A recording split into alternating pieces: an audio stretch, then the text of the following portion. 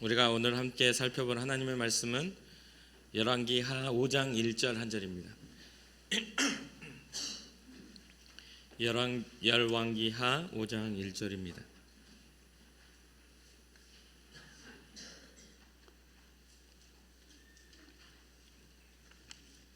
우리 한 목소리를 합독하도록 하겠습니다. 아람 왕의 군대 장관 나아만은 그의 주인 앞에서 크고 존귀한 자니 이는 여호와께서 전에 그에게 아람을 구원하게 하셨음이라. 그는 큰 용사이나 나병 환자더라. 아멘.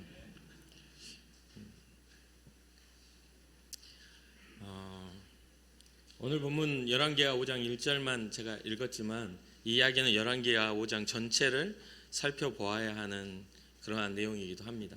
나아만 장군의 이야기를 열왕기하 5장에서는 이야기하고 있습니다. 그런데 1절부터 19절까지는 나아만 장군의 문둥병이 낫게 되는 과정 이야기와 또 나은 후에 나아만이 어떠한 반응을, 어떠한 신앙을 고백했는지에 대해서 다뤄주고 있고, 20절부터 27절까지는 자신의 탐욕으로 또 삶을 망친 엘리사의 시종, 사환이라고 나오는데 시종 게하시의 이야기를 이렇게 해주고 있습니다. 나아만은 당대의 큰 용사이며 존귀한 아람 군대 장관이었다. 근데 아람이라는 이 단어가 우리가 생소하지만 시리아 지역입니다. 아람의 단어를 시리아 군대 장관이라고 보시면 됩니다. 그래서 이 아람을 지킨 영웅이었고 또 큰 용사이기도 했던 이 나아만, 이 열왕기서의 저자에 대한 이야기를 우리가 보면 열왕기서의 저자는 예레미야라고도 하고 또 다른 어떠한 알지 못하는 이스라엘의 사람이라고도 이야기합니다. 그러니까 어느 부분에서는 선지자 예레미야의 흔적이 있고 또 어느 부분을 넘어가면 선지자 예레미야가 다루지 못할 이야기들이 다뤄져 있기 때문에 이 열왕기서의 그런 저자가 예레미야나 또 다른 어떤 사람일 거라는 추측을 하죠. 이 말은 무슨 뜻이냐면 이것은 누구의 관점에서 쓰여진 그러한 글이겠어요? 이스라엘의 사람이 쓴 글인데 이 이스라엘 민족이 쓴, 이스라엘 사람이 쓴 이곳에 이 아람 왕의 군대 장관 이 나아만의 이야기가 들어있는 겁니다. 그러니까 이게 어찌 보면 되게 객관성보다는 주관성이 더, 이스라엘 백성 입장에서 더 주관적인 나라 입장에서 써져야 될 이야기인데, 놀랍게도 이 나아만 장군의 변화는 하나님께 영광을 올려드리는 그러한 내용을 다루고 있습니다. 특히나 이 이스라엘과 아람 이 두 양국 간의 관계는 굉장히 이때 당시에 전쟁을 자주로 치르게 되는 상태였고 서로 원수 같은 그러한 존재입니다. 게다가 훨씬 더 이스라엘보다 아람의 군세가 더 세고 국력이 더 강했던 나라이기도 하죠. 그러니까 이 나아만 장군의 이야기는 더욱더 특별하게 우리가 받아들일 수 있는 것이죠. 오늘 본문의 1절에 보면 나아만 장군이 나병에 걸리면서 이 이야기가 시작이 됩니다. 나병 환자다. 이 군대 장관 나아만은 주인 앞에서, 아람 왕 앞에서 크고 존귀한 사람, 그 전에 아람을 구원하게 하셨던 대단히 유능한 장군이었던 것이죠. 그런데 이 사람이 나병에 걸리면서 이 사건이 시작되면서 되게 재미있는 그 다음 2절의 말이 나옵니다. 전에 아람 사람이 떼를 지어 나가서 이스라엘 땅에 어린 소녀 하나를 사로잡음에 그가 나아만의 아내에게 수정 들더니라고 합니다. 이건 뭐냐면 이 서로 관계가 안 좋으니까 어떤 상태에서 이 어린 소녀 하나가 잡힌 겁니까? 약탈당한 상태에서 소녀가 잡혀서 나아만 장군의 아내의 수정을 두는 종이 된 거죠. 어린 종이 된 것이죠. 그러니까 이 포로로 잡혀오고, 게다가 이 고대 군동에서는 여자의 소유는 남자의 권력과 이렇게 밀접해서 필요한 사람이 있으면 그 사람을 죽이고 빼앗아가도 뭐 할 말이 없을 만한, 그때 그냥 단순하게 그런 존재인데, 게다가 이 어린 아이, 이 소녀는 아무런 힘이 없는 존재에 불과하죠. 이스라엘 땅에 쳐들어가 잡아온 아주 미약한 그 소녀 하나, 이 소녀 하나가 나오면서 이 사건은 굉장히 독특한 사건으로 기록됩니다. 뭐냐면 이 나아만 장군 나병에 걸리면서 이 집안에 어떤 일이 일어나겠어요? 자기 집안의 가장이 문둥병, 도저히 고칠 수 없는 이때 당시에 불치병에 걸렸어요. 살이 썩어 들어가고 손가락이나 때로는 눈썹이나 모든 것들이 빠져나오고 때로는 눈알도 빠지고 막 이제 문드러져 죽는 그런 병에 걸린 거죠. 그런 상황이니까 얼마나 절망적인 상황입니까? 그런데 이 어린 소녀가 3절에 그의 여주인에게 이르되 우리 주인이 사마리아에 계신 선지자 앞에 계셨으면 좋겠나이다. 그가 그 나병을 고치리라 하는지라. 우리 나라에 선지자가 있는데 그는 그 나병을 고칠 수 있는 능력 있는 사람입니다. 이 이야기를 하는데 여기에는 되게 용기가 필요합니다. 아무런 권한이 없고 아무런 힘이 없는 이 여인이 이 소녀가 이 이야기를 했을 때 만약에 결과가 좋지 않으면 이 소녀의 생명은 그냥 바람 앞에 촛불인 거죠. 그런데도 불구하고 이 소녀는 나아만에게 어떠한 것을 이때 당시 오늘 현대에 와서야 고칠 수 있었던 이 문둥병, 나병을 이때 당시에는 절대로 고칠 수 없는 저주받은 병이라고 여겼던 이 상황에서 이 소녀가 그 소망을, 희망을 품게 한 거죠. 우리 나를 뺏어왔던 이 우리나라의 선지자는 이 나병 고칠 수 있어요 라고요. 이 작은 소녀가 감당하기에는 너무나 큰 힘이 움직이기 시작합니다. 그리고 거기에 따른 위험도는 굉장히 높은 상황입니다. 선지자를 만났는데 낫지 못한다거나 또 이 서로의 앙숙지간인 관계가 만나서 전쟁이 일어나고 뭔가 갈등이 생겨나거나 그러면 여기에 대한 책임은 누구에게 다 돌아가겠어요? 이 조그만 소녀에게 돌아가죠. 좋은 의도를 가진 이야기입니다. 그러나 사건을 좀 더 들여다보면 좋은가? 라고 갸웃하게 만드는 그런 상황이기도 하죠. 또 한 가지는 뭡니까? 이 아람 땅에는 다른 신이 있습니다. 림몬이라는 다른 신이 있어요. 다른 신이 있는데 또 다른 이 나라와 나라와의 이때 당시의 싸움은 신과 신의 전쟁이거든요. 우리가 이기면 우리 신이 진정한 신이고 우리가 지면 너희가 지면 너희 신은 보잘것없는 하급 신이야. 이렇게 서로 이런 상황이기 때문에 이 아람 땅에는 또 그 아람 땅에서 섬기는 신이 있어요. 그런데 자기가 섬기는 하나님과 그 선지자를 증언하는 일이기 때문에 이 소녀는 굉장히 좀 몰라서 그랬을까? 혼자 이 말씀을 준비하면서 얘가 철이 없어서 그랬을까라는 생각을 하게 됩니다. 그럼에도 불구하고 이 소녀는 자기의 하나님, 자기의 민족의 선지자를 소개하고 있는 것이죠. 주석을 좀 보면 아람의 신을 바알 신이라고 하고 또 폭풍의 신 하닷이라고도 하고 그리스 신화에서 나오는 제우스에 해당하는 신이라고도 이야기할 만큼 굉장히 권위가 있고 힘이 있는 그러한 신이라고 표현을 합니다. 그런데 여러분, 상황적인 위험 요소와 다르게 이 소녀는 지금 하나님의 역사의 핵심 인물로서, 하나님의 역사의 기록의 핵심 인물로서 개입되고 등장했습니다. 이 소녀의 증언을 통해서 이 이야기는 진행이 되기 시작했고 이 이야기의 흐름이 하나님의 역사의 흐름으로 바뀌기 시작한 것이죠. 나아만을 귀하게 여겨 그의 치유를 위해 이스라엘 왕에게 이 아람의 왕은 편지를 씁니다. 4절에서 5절에 나와요. 나아만이 들어가서 그의 주인께 아뢰어 이르되 이스라엘 땅에서 온 소녀의 말이 이러이러하다이다 하니 아람 왕이 이르되 갈지어다. 이제 내가 이스라엘 왕에게 글을 보내리라 하더라. 나아만이 곧 떠나게 돼. 이게 한마디가 이제 어떻게 돼요? 확대되고 국가가 국가, 왕과 왕가의 그런 대면으로 바뀐 겁니다. 이 작은 보잘것없는 소녀의 말 한마디로 말미암아 말이죠. 그래서 이러한 어떤 이 모든 과정 속에 뭐가 있었냐면 하나님이 개입이 있었다는 것을 우리는 1절에서 발견할 수 있습니다. 이 역사의 흐름 속에 하나님의 개입이 있었다는 게 1절에서요. 어떻게 해요? 1절에 보면 여호와께서 전에 그에게 아람을 구원하게 하셨습니다. 하나님의 계획 속에 이 나아만이 용사가 되고 아람 자기의 나라를 구원하게 하신 일들이 어디서부터 출발된 섭니다. 하나님의 개입이 있었다는 거예요. 나병이 들고 그 소녀의 말에 의해서 선지자를 찾아가고 이 모든 것들이 하나님의 개입 속에서 이루어지고 있었다는 것을 이야기해줘요. 그래서 이것이 계속 연결이 돼가지고 이제 아람 왕의 편지를 누가 받게 됩니까? 이 이스라엘의 왕이 받게 돼요.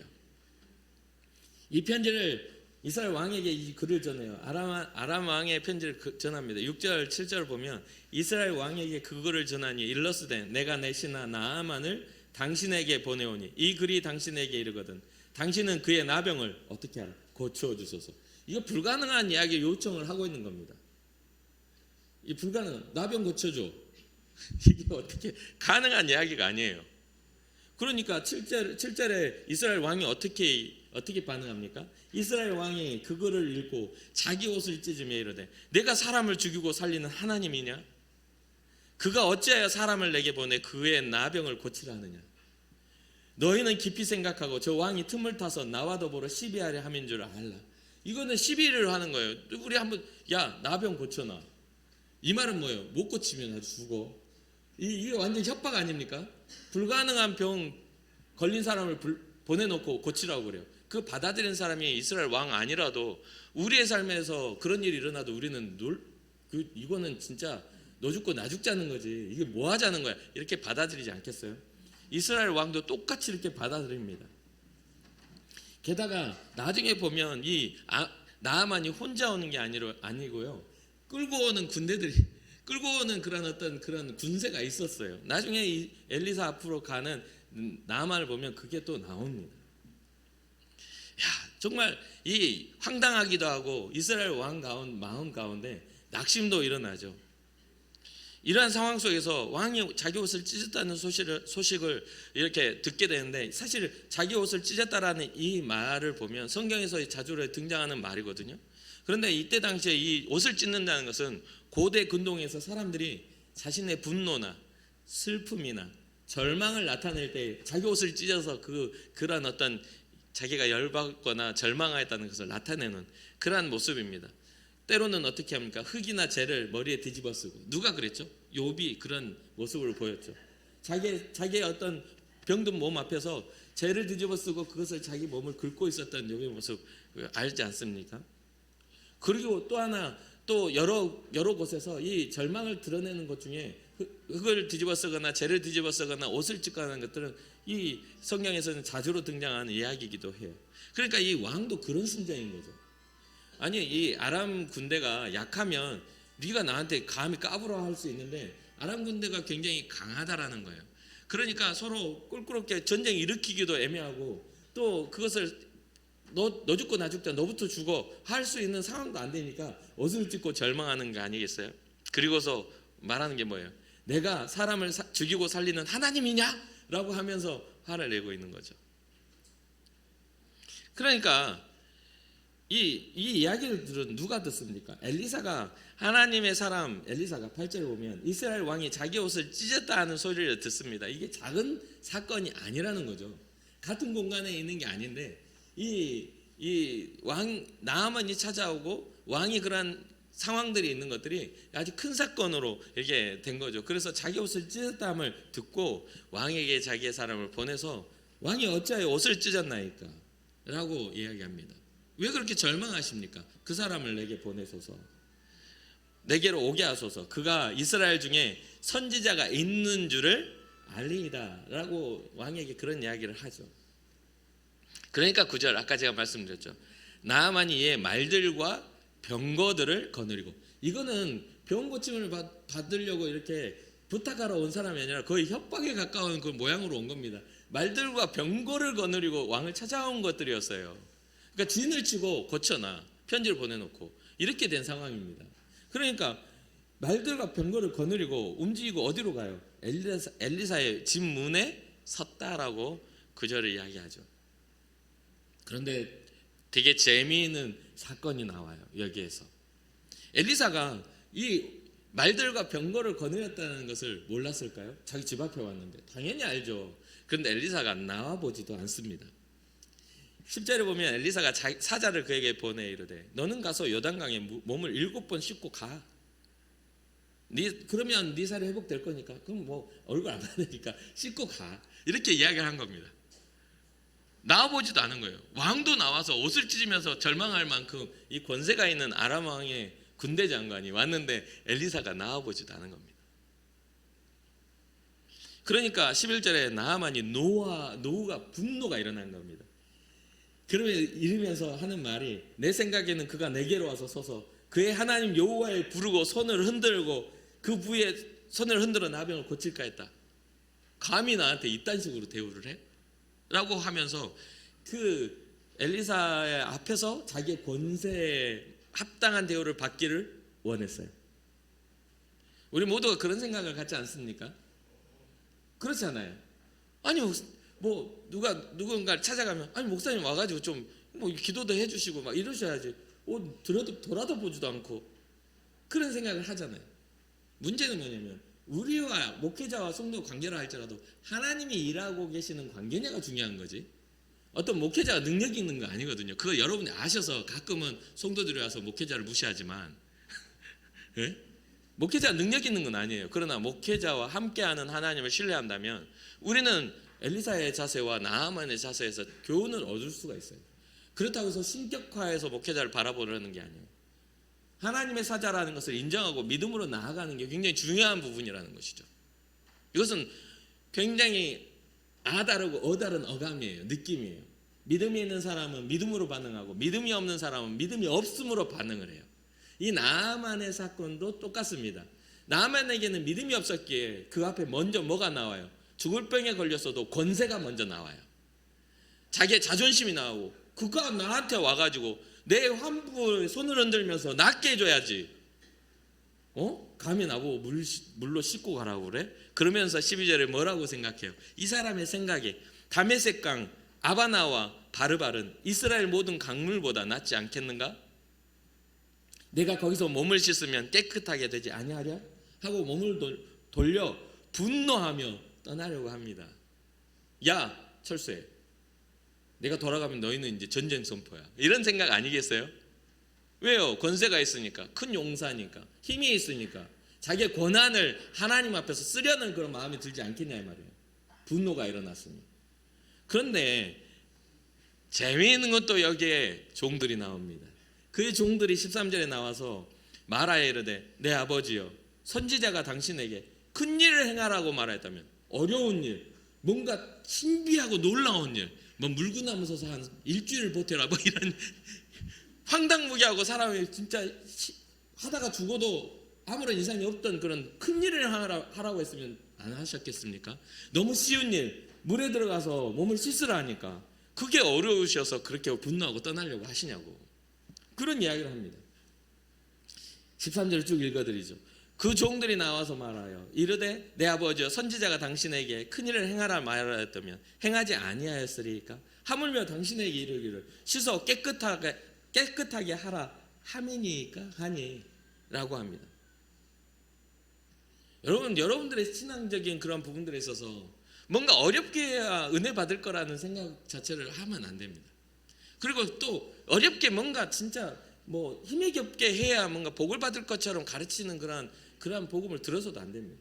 저는 그렇게 가르치지도 않을 뿐더러 정말 우리가 배워야 할 그런 삶의 신앙의 모습들은요, 히브리서의 그런 기록에 잘 나와 있습니다. 아벨의 제사와 같은, 에녹의 동행과 같은, 노아의 순종과 같은, 그냥 하나님의 말씀을 직관적으로 우리가 받아들이고 그것을 믿음으로 순종하고 또 주님을 기뻐하며 동행하고 또 주님 앞에 예배함을 주님이 기뻐하시는 방법으로 주님 앞에 예배함을 우리는 알아야 되는 것이죠.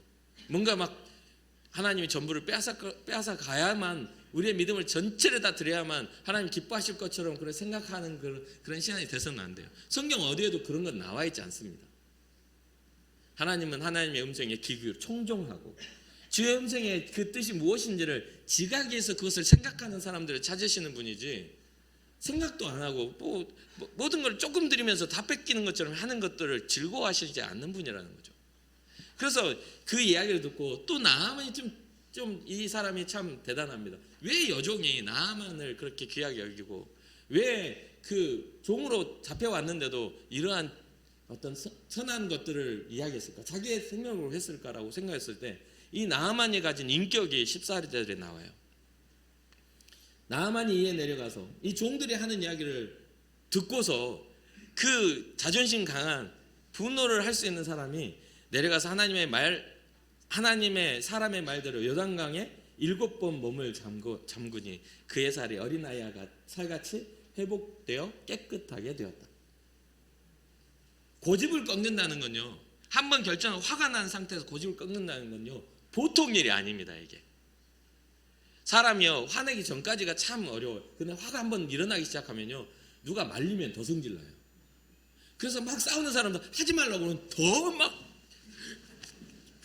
누가 안 말리면은 씩씩거리다 마는데 말리면 더 하는 경우들을 많이 봐요. 그러니까 나만도 똑같죠. 화가 머리 끝까지 나서 돌아가. 우리나라에는 뭐 이보다 좋은 강물이 없어서 여기까지 와서 몸을 씻어? 감히 나를 이런 식으로 대우를 해? 하고 거기에 분노에 사로잡혀 있는데 종들의 이야기를 듣고 그 고집을 꺾고 그 말대로 한다는 것은 보통 사람이 아니에요. 이것도 하나님의 섭리와 주도하심이 있었겠지만 그런 부분들에 있어서 7번 물을 씻는다라는 게, 그 순종한다라는 게, 그래서 그 병이 그 말씀대로 그 사람의 믿음과 상관없이 그 말씀대로 병이 낫는 역사가 나타나요. 누구의 믿음으로? 엘리사의 믿음이죠. 엘리사의 하나님, 이스라엘 왕도 믿지 못하는, 내가 하나님이냐 하면서 화를 내는 그런 이스라엘 왕도 제대로 신뢰하지 못하는 그 하나님 누가 믿었기에? 엘리사가 믿었기에. 갑절의 은혜를 받아 정말 그 놀라운 은혜 가운데 있었기에, 그래서 이 몸이 낫는단 말이죠. 그러니까 그러한 변화를 보고 이 나아만이 어떤 행동을 하냐면 자신의 모든 권위를 내려놓고 하나님의 권위 앞으로 나아가는 모습을 보여줍니다. 15절이죠. 나아만이 모든 군대와 함께 하나님의 사람에게로 돌아와서 그의 앞에 서서 이르되 내가 이제 이스라엘 외에는 온 천하에 신이 없는 줄을 아나이다. 청하건대 말이 달라졌죠. 당신의 종에게서 예물을 받으소서. 이야기가 달라졌어요. 자기의 그 큰 권세도 그 모든 것도 자기의 생명 앞에서는 아무것도 아닌 거예요. 나병에 걸려 죽을 수밖에 없는 그 자기의 삶, 절대로 그 문화 가운데서는 치유받지 못할 불치병에 걸려버린 자기의 삶이 변화된 후 그의 삶의 자세도 하나님 앞에 엎드려 하나님 앞에 나아가는 경배의 모습을 보여줍니다. 그러면서 16절에 내가 섬기는 여호와께서 살아계심을 두고 맹세하노니 내가 그 앞에서 받지 아니라 하였더라. 이게 예물을 받으라는 말을 하니까 이 엘리사가 받지 않아. 왜 받지 않는지에 대해서는 성경이 말하고 있지 않아요. 그러나 이 부분에서 그 예물을 자기는 나가보지도 않고 또 대가도 받지 않을 거야. 그냥 너는 왔다 간 그런 인생에 불과해. 너는 하나님의 역사 안에 들어왔다가 그 병 낫고 가는 존재야. 그러니까 가, 그냥 난 그런 거 안 받아 라고. 그래서 저는 이 엘리사의 이 쿨한 이 모습에 정말 매력을 느낍니다. 우리의 인생에 있어서는요, 어떤 일을 잘하다가도 작은 거 하나에 그 욕망에 우리의 것들을 다 놓치는 경향이 생겨요. 어떤 명예나 어떤 물질이나 어떤 관계로 인하여 하나님과의 관계가 깨지는 것들을 보게 돼요. 우리는 우리의 신앙이 주님을 바라보는 것에서부터 온전하게 출발되어지고 온전하게 완성되어질 수 있습니다. 주님이 아닌 다른 관계 안에서는 인간관계에 불과한 거예요. 주님 안에서 우리는 신앙이 완성되어지는 겁니다. 그러니 여러분들의 시선과 신앙이 주님 앞에 있기를 주님으로 축복합니다. 교회 와가지고 섭섭하게 하더라, 난 이제 교회 안 다녀, 이런 소리는 절대 하지 마세요. 정말 수십 년 동안 뭐하러 교회 나왔는지 깝깝할 노릇이에요.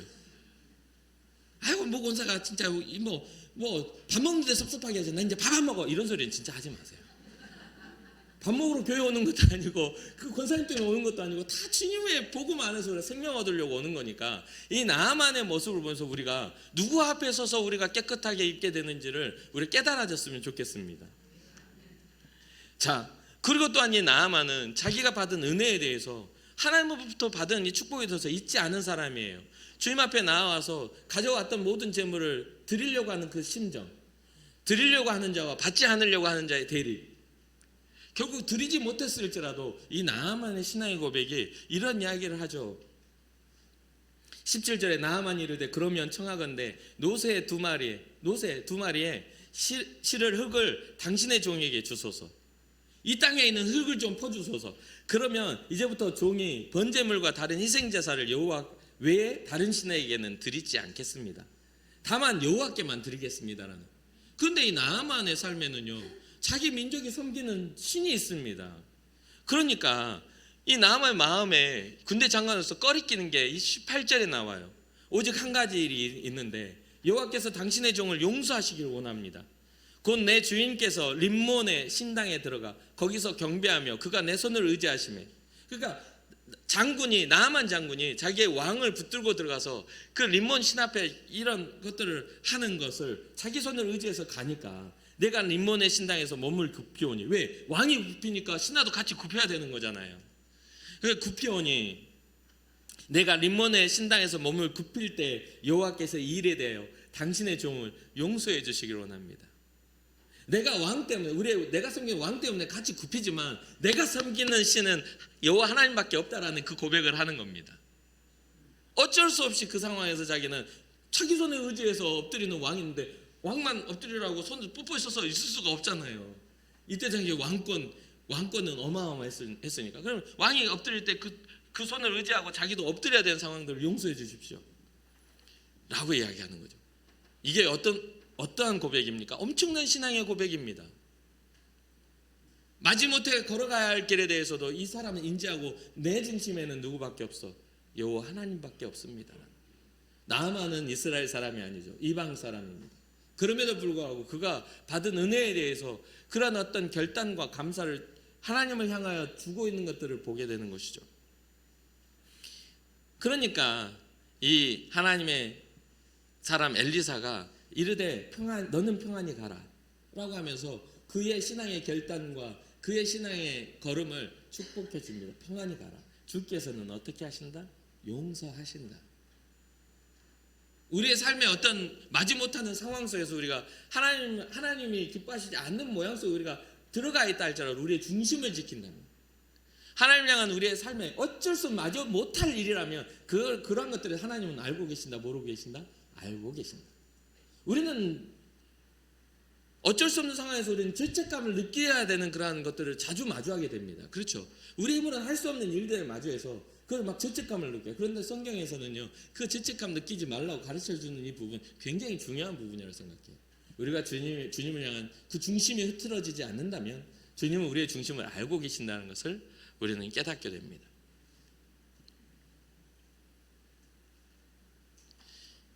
사랑하는 성도 여러분,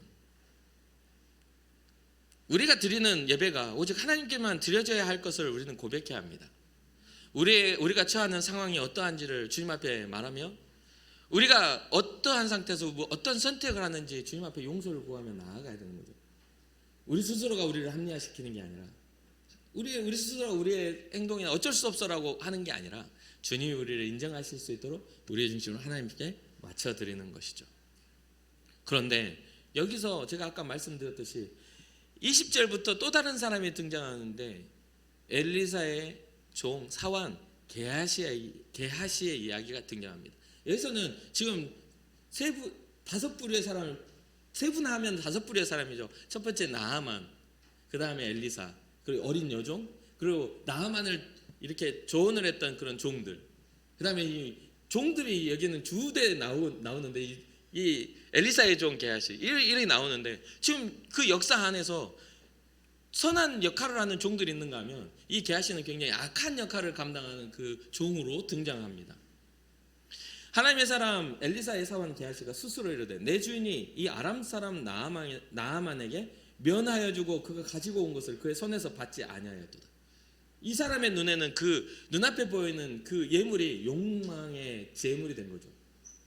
엘리사는 그것은 별거 아니니까 가지고 가, 나 필요 없어 라고 하지만 이 종에 불과한 게하시는 그게 굉장히 탐스럽게 보였나 봅니다. 우리 인생에서도 그래요. 이게 역사의 흐름과 상관없이 그런 물질의 탐욕을 가지게 되면 이러한 게하시 같은 존재가 돼버리고 만다는 것을 우리 잊지 말아야 되는 것이죠.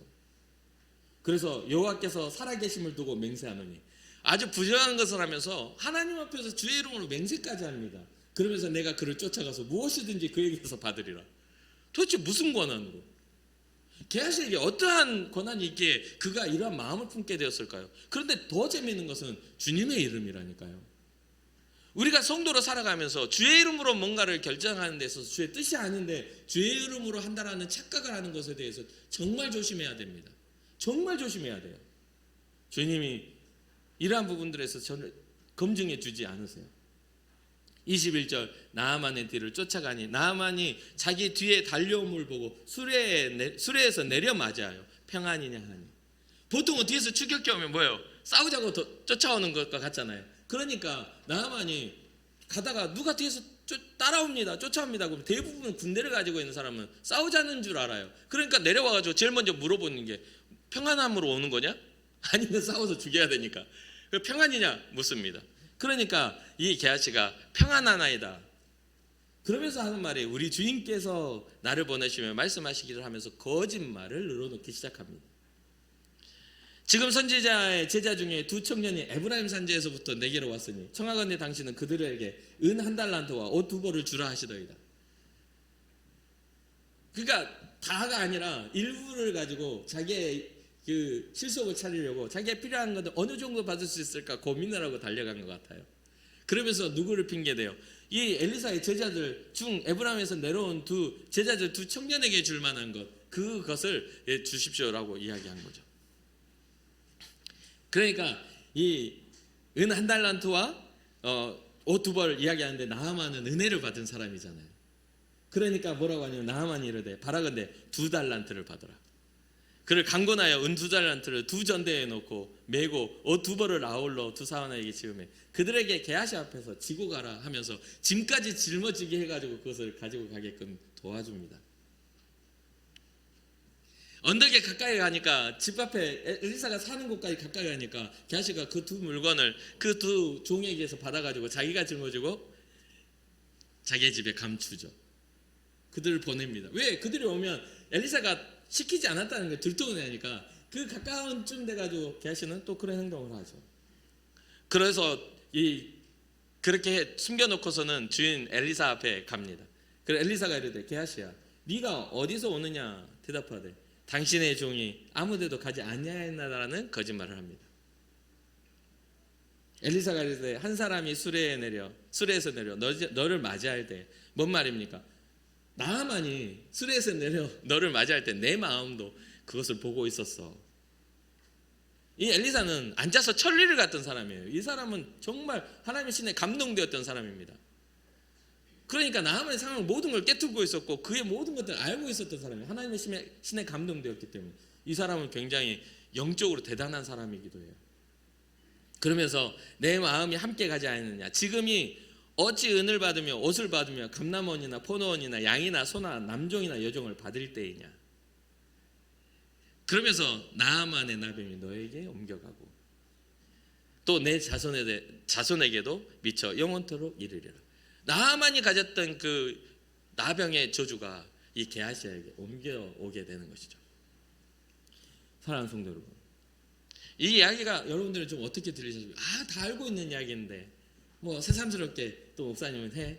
근데 여기서 여러분 우리는 알고 있는 이야기를 계속 되새김질해야 되는 것은 이 안에 나타나 있는 우리의 신앙의 모양들이 하나님이 어떠한 것을 기뻐하시고 원하시는지를 우리에게 가르쳐주는 이야기고 또 이스라엘의 역사를 기억하는 열왕기 하의 그런 이야기 가운데 왜 나아만의 이야기를 이 안에 집어넣었는지에 대해서 우리는 고민해 볼 필요가 있는 것이죠. 왜 아람 왕의 군대 장관이 이곳에 와서 그의 그런 모든 행적들을 디테일하게 가르쳐주고 있을까? 자세하게 가르쳐주고 있을까? 바라봐야 되는 거예요. 여기서는 우리는 정말 4가지의 것들을 꼭 기억해야 합니다. 하나는 약탈로 인해 자기의 인생이 망가졌다 할 만큼 그 포로로 잡혀간 이 여종에게 그 여종에게 끊임없이 영향력을 미치고 있는 하나님에 대한 신앙입니다. 이 여아이가 이 소녀가 자랑해야 할 것은 그 다른 것도 아닌 우리의 나라의 우리의 하나님 그를 섬기는 선지자에 대한 자랑이 이 사건의 문제를 해결하는 키워드가 된 것이죠. 무슨 말인지 이해가 되십니까? 우리의 상황에서 절망하고 우리가 해야 될 믿음의 사람의 몫을 하지 못하면 하나님의 역사가 이어지지 않는다는 걸 기억하셔야 돼요. 그러니까 여러분의 인생에 있어서 뭔가 힘겨운 일이 닥치고 고난 중에 걸어가고 광야길을 걸어가고 사막에 걸어간다 할지라도 여러분들의 삶을 주목하시고 바라보시는 하나님에 대해서 신뢰를 잃어버리지 말라는 거예요. 우리가 호흡하며 기회가 있는 그 동안에는 우리에게는 언제나 복음을 전한 하나님의 역사를 나타낼 그러한 우리에게 몫이 남아있다라는 것. 이 어린 소녀의 단 한마디가 위대한 일이 기록되어지는 그 시작점이 되었다는 것. 주님에 대한 자랑이 말이죠. 또 한 가지는 어린 종과 자신들의 종에 귀를 기울이며 자기의 고집마저도 꺾을 수 있는 나아만 장군의 대단한 인격입니다.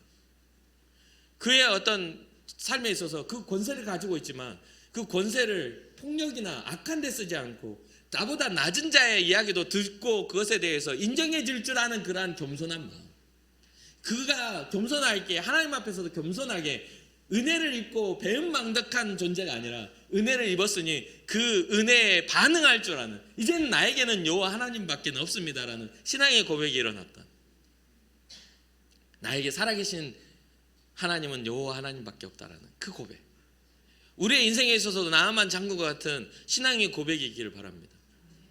우리에게는 우리 예수 그리스도밖에 나에게 참 길이 없고 나에게 참 생명이 없고 나에게 참 진리가 없다라는 그런 신앙의 고백이 있기를 바랍니다.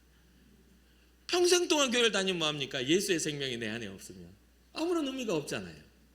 우리를 살리시는 우리 주님밖에 없습니다. 우리를 존귀케 하실 이도, 우리를 하나님의 자녀라 일컬어 주시는 그러한 우리에게 그런 하나님의 자녀로서의 존귀함을 부여하시는 이도 예수 그리스도의 이름밖에 없어요. 그러니 여러분들의 신앙과 삶 속에 예수 그리스도가 주인 되시고 존귀케 되기를 주님으로 축복합니다. 세 번째는 병이 나은 후 진정한 감사와 신앙을 고백할 줄 아는 나아만 장군의 모습을 우리가 본받았으면 좋겠어요.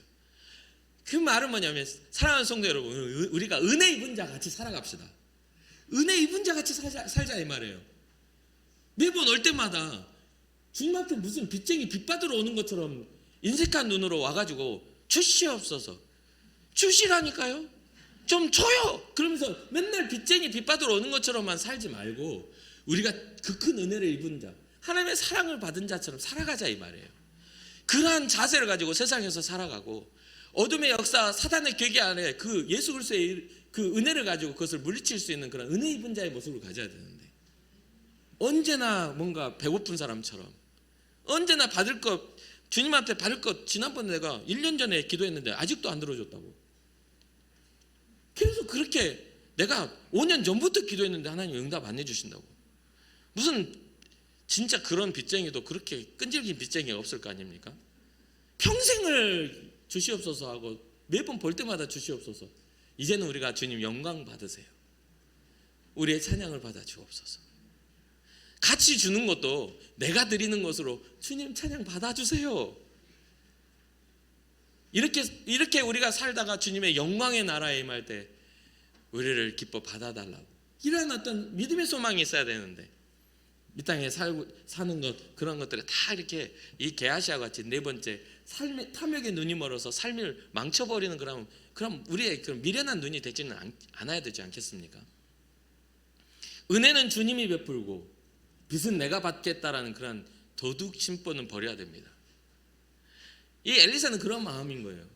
하나님의 능력은 하나님의 역사하신 건데 내가 왜 네 그 부정한 림몬신을 섬기는 우리의 관계에 원수되어 있는 나라의 그 재물을 받냐 이거예요. 그거 받으면 좋을까요? 그거는 받아서 안 되는 겁니다. 그거는 아무리 그게 감사에 대한 대가여도 이 엘리사가 그 적국의 군대 장관인 사람의 그 재물을 받아버리면 그거 어떻게 되겠어요? 말이 어떻게 되겠어요? 우습게 되는 거예요. 그러니까 안 받으니까 가. 난 그거 필요 없어. 하나님이 하신 일이니까 그냥 가 라고 하고 그의 마음에 신앙이 심어진 것만으로도 충분하다고 생각을 했을 겁니다. 그런데 이 게하시는 탐욕의 눈이 멀어 그런 것들을 가지고 나아간 거죠. 말씀을 준비하면서, 사실은 이 말씀을 준비하면서 이 어린 여정에 대한 이야기를 강조하고 싶었습니다.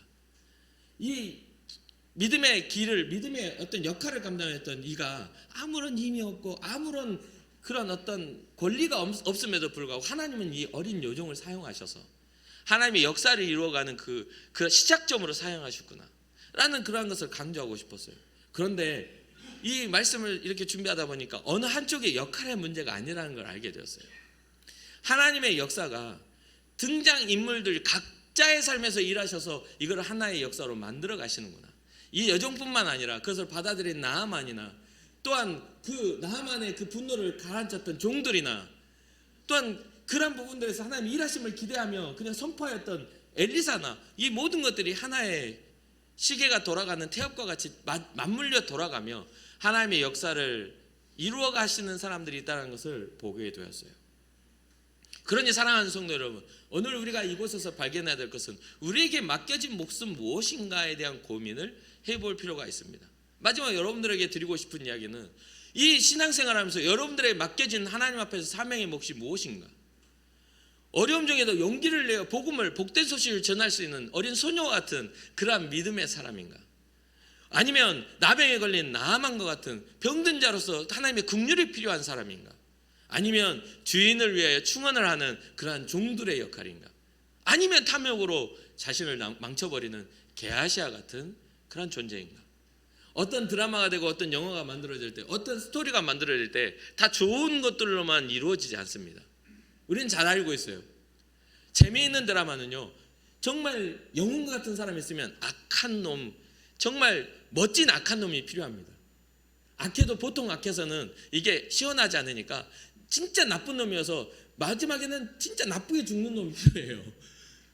그런 것들이 딱 됐을 때 드라마를 보면서 뭔가 우리가 드라마틱한 어떤 감정을 느끼잖아요. 영화가 시작할 때부터 끝날 때까지 서로 드론드로 앉아서 좋은 이야기를 하면서 밥상머리에서 우리는 오늘 뭐 하면서 시작했는데 2시간 동안 계속 그 상태면 그건 무슨 재미로 보겠냐 이 말이에요. 그렇죠. 그러니까 이게 지금 성경의 이야기도요, 우리는 지금 어마어마한 드라마틱한 사건 속에 우리는 살아가요. 여러분들 인생에 있어서 나는 어떤 역할인가? 하나님의 영화 가운데 나는 단역에 불과한가? 눈여겨볼 필요가 없어.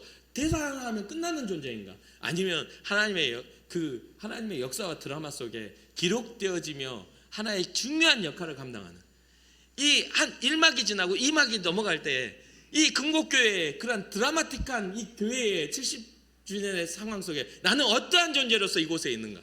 나의 위치는, 나의 역할은 하나님 앞에서 무슨 역할을 부여받았는가? 이런 고민들을 해봐야 된다는 것입니다. 여러분들의 인생은요, 과거에 있는 게 아닙니다. 현재에 있는 겁니다. 여러분들의 몫은 현재에 있는 거예요. 저는 항상 그렇게 생각합니다. 과거에 지나간 시간들은 주님이 기억하실 일이지 더 기억을 안 해요. 지금 저는 어떻게 살아가야 되는가? 하나님, 저는 어떠한 모습 속에 주님을 바라봐야 됩니까? 라는 그런 고민들을 합니다. 사랑하는 성도 여러분, 언제 우리를 부르실 줄 모르고 그 부르실 때는 현재의 나를 주님 앞에 보여드릴 수밖에 없어요. 그렇지 않아요? 주님, 그래도 제가 2년 전에는 좀 열심히 했잖아요. 20년 전에는 제가 그래도 열심히 살았거든요. 주님이 기억하실 일이지만 그 믿음이 이어진다는 것은, 선하게 이어진다는 것은 20년 전의 믿음이 지금도 여전히 주님을 신뢰합니다. 지금도 여전히 주님은 나에게 생명이십니다라는 그런 고백이 우리를 이어가게 만드는 거잖아요. 사랑하는 성도 여러분, 오늘 하루 여러분들의 삶에 신앙적 힘이 있기를 주님으로 축복합니다. 나아만 장군의 회복이 있기를 원하고, 절망 속에도 복음을 말할 수 있는 소녀의 믿음이 있기를 원하고, 누군가의 잘못된 선택을 할 때 정말 지혜로운 조언을 통해 그 선택이 조율될 수 있는 종들의 그 조언이 있기를 원하고, 그리고 어리석은 게하시의 판단이 있지 않기를 원합니다. 그러니 오늘 하루 여러분 하루를 살아감에 있어서 여러분들 주어진 사람들을 진정으로 사랑하십시오. 그가 하나님의 형상임을 기억하며 귀하게 여겨주며, 집에 가서 교회 안 나오고 말 안 듣는 남편 얼굴 한번 쓰다듬어 주세요. 불쌍한 사람 그러면서, 예? 원수 같은 거 또 얼굴 보이네 그러지 말고. 자녀들에게도 마찬가지예요. 손자들이 집에 와서 할 때 머리 쓰다듬으면서 기도해 주세요. 그게 바로 믿음의 사람들의 모습입니다. 그 아이들을 머리를 쓰다듬어 주고 안아주면서 예수의 이름으로 축복하시란 말이에요. 예수의 생명이 흘러가게 하옵소서. 그게 바로 우리가 맡은 엘리사의 몫입니다. 우리는 선포하고 주님은 이루실 수 있도록. 아멘입니까? 오늘 나아만 장군의 이야기를 통해 여러분의 삶의 몫을 발견하고 주님을 향해 믿음으로 더 세워져 가는 여러분과 제가 되기를 주님의 이름으로 축복합니다. 잠시 기도하겠습니다. 하나님, 우리가 우리의 삶을 통해 일하시는 하나님을 기대하며 또 우리의 주어진 삶 속에서 선한 열매를 맺기를 원합니다. 우리 인천국목교회 모든 성도들이 각자의 자리에서 선한 역할을 감당하고 주님이 기뻐하시는 선한 열매를 통해 주님께 영광 돌리는 은혜가 있게 하여 주옵소서. 민족의 대명절 가운데 가족들이 모여집니다.